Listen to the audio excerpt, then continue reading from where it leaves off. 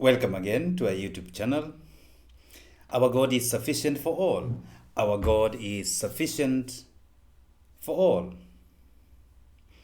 Our parents are precious to us. They are important to us. Actually, our parents are the greatest gift we have in our lives, apart from the very life that God gave to us through them. They are the greatest gifts to us that God gave to us, that through them we have life, that we received life through them. And we have various types of parents. We have biological parents, we have foster parents, we have those who are older than us, who are to us like parents. But today we shall focus on our biological parents, or the parents who raised us up, the parents who have nurtured us, the persons who are dear to us, the parents, our own parents. How do we treat them? Parents are meant to be treated with respect, with gratitude, and with honor. Respect, gratitude, and honor. And as children, we are needed to have a constant and active communication with our parents. In one way or another, in one form or another, we must remain in active communication with our parents, especially our aging parents, the parents who are getting older. We have to learn to listen carefully, with interest, listening to their opinions with interest, being intent in listening to them. We must be interested in their lives, in their health, in their social life, and in their general well-being. We have to be interested on what's going on in their lives, what's going on around them. But we must be honest with them. We must be honest with them. We may not need to obey, or we are not required to obey them since we are adults. We may differ with their opinion, but we must maintain respect. We must maintain honor. We must maintain gratitude. And we must value them as individuals with value, with personalities. Even when they are aging, we have to understand that they are unique persons, individuals. Inasmuch as you may differ with them, you may have a different opinion with what they are saying, but remember, you must still, as an adult, offer them care, appreciation. Inasmuch as you communicate with them and as much as you express your feelings, you must care for them, you must appreciate them. Our parents must be cared for, must be appreciated. Of course, we may have our healthy boundaries with our parents, but we must appreciate them. Even when we disagree, we must respect them. We must be grateful, express gratitude. There are some things we must not do. But scripture tells us, children, honor your father and mother, and your days will be increased or will be more on this earth. that we are being requested to respect them, to honor them, that God may bless us. Apart from that, there are few things we must avoid as we relate with our parents. There are some things we must avoid. Number one,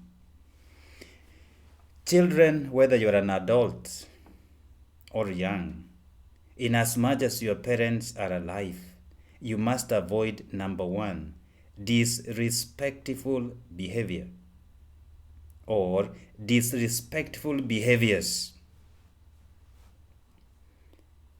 You must not yell at your parents or talk tough back to your parents. You must not be used to sarcasm when you are communicating with parents. Yelling at them, raising our voices, talking tough back at them, being sarcastic in our communications. We have to learn to recognize their authority. Even when we are old, even when we are adults, we must recognize the authority of our parents. That's one way of valuing them. Therefore, we must avoid disrespectful behaviors. Appreciate their authority, recognize their authority as parents. That's one way of valuing them. Number two, that we must avoid dishonesty behavior with them. We must avoid dishonesty behavior with our parents. We must be honest with them. That means we must have clear conversations with them. We make our thoughts known. We make our understanding and our opinions known to them. Our thoughts and opinions must be known to our parents, but we must be honest with them. That means we must avoid any dishonesty behavior with our parents. Number three, never dismiss their opinions, whether you agree with them or you disagree with them. Never dismiss their opinion in any conversation. Listen to your parents with respect, no matter how old you are. No matter even if you are 70 years old, so long as your parents are alive, listen to them with respect. Even when you disagree, even when their advice does not add value to you, still you have to seek some of their advice, even when you don't find value with that advice. And when you ask for that advice, consider that advice, that piece of advice. Consider it. Understand that your parents always mean well for you. Of course, we have some cheeky parents, but our parents, they mean well and they wish us the best at all times. Number four, that we must avoid the habit of ingratitude or being ungrateful. Avoid ungratefulness. We must always express our gratitude to our parents. Our gratitude for their sacrifice and love for us. They may have sacrificed in one way or another, and their love for us, we must be grateful for that. Even if they have given us nothing, we have to be grateful for their love and their sacrifice for us. That we are because they sacrificed something. We are who we are today because they loved us in one way or another. They may have given us tough love, but they still loved us. They may have treated us differently, but still loved us. We may think they never brought us up the best way possible, but they did the best they could. They never had a manual on how to bring you up, but they brought you up the way they knew best. We have to be grateful for that. So we must avoid any ungrateful behavior, any ungrateful habits. We have to express our gratitude for their love and sacrifice in our lives. in one way or another. They did sacrifice in one way or another for we to be who we are today. And in doing so, we have to learn to ask how they are doing. If you are able to talk to them each and every day, ask them how was their day, how was their work, how is their health, how is their social life, what are they up to? And of course, ask for their general well-being. How are they doing? Be interested in their lives. That's one way of avoiding to be ungrateful. One way to be grateful is to find out how they're doing and expressing your appreciation for their sacrifice and finding out how everything is going. Number 5, what we must avoid is avoiding to be aloof. That means being detached from the lives of our parents. Some of us, we are so detached from the lives of our parents. We know nothing that is going on with our parents. We are so detached that we don't know what's happening. We must learn to be involved with our parents, staying in touch with our parents and those around them. We must show attention and intent. We must show attention and intent and be more interested to know what's going on, staying in touch. Let us not be detached. We must avoid being detached from what's happening in the lives of our parents. Sometimes you may, if you are able, you can surprise your parents with some thoughtful gifts. Surprise them with a visit. Surprise them with a phone call. Surprise them with something. And also avoid unnecessary boundaries with your parents. Of course, you must have firm and healthy boundaries with your parents, but avoid unnecessary boundaries with your parents. Of course, those firm boundaries must be maintained. Those are healthy, especially when some of our aging parents may ask for unreasonable or unhealthy requests. We must maintain our boundaries with our parents. Finally, we have to endeavor to value them as unique individuals, people with their own thoughts and freedoms. We must not treat them like children when they are aging. We must not treat them like little ones as they get older.